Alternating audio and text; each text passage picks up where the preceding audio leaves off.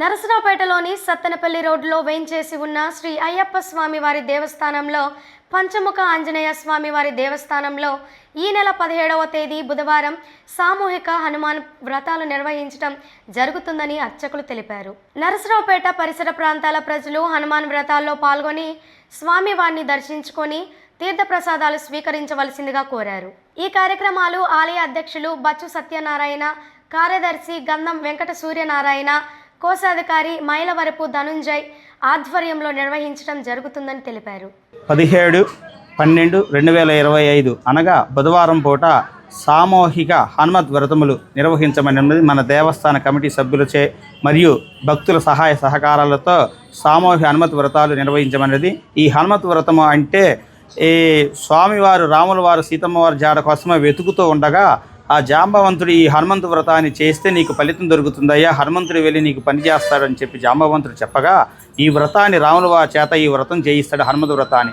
ఆ వ్రత ప్రభావం వల్ల సంవత్సరం తిరిగే లోపల హనుమంతుడు వెళ్ళి సప్త సముద్రాలు దాటి మన రాముల వారికి సీతమ్మ వారి జాడ కనుక్కొని తీసుకొని వస్తాడు.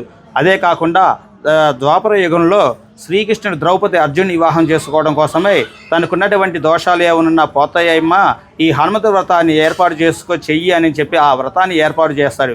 ఆ వ్రత చేసిన ప్రభావం వల్ల ద్రౌపది అర్జునుడిచే వివాహం అయిపోతుంది.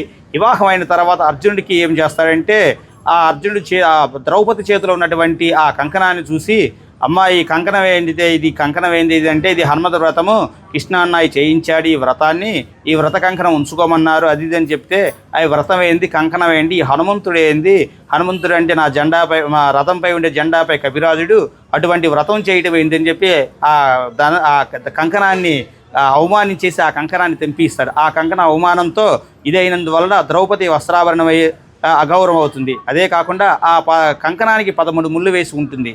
ఆ తోరణానికి ఆ తోరణం 13 ముళ్ళు ఉన్నటువంటి తోరణాన్ని తెంపడం వల్ల 13 సంవత్సరాలు అరణ్యవాసానికి పోతాడు.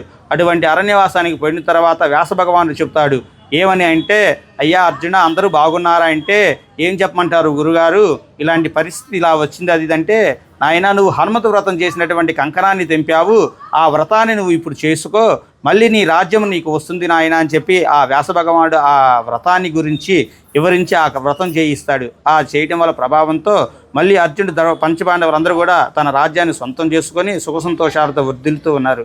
ఇట్లా దేవతలచే చేయించినటువంటి వ్రతం ఈ హనుమంతు వ్రతము.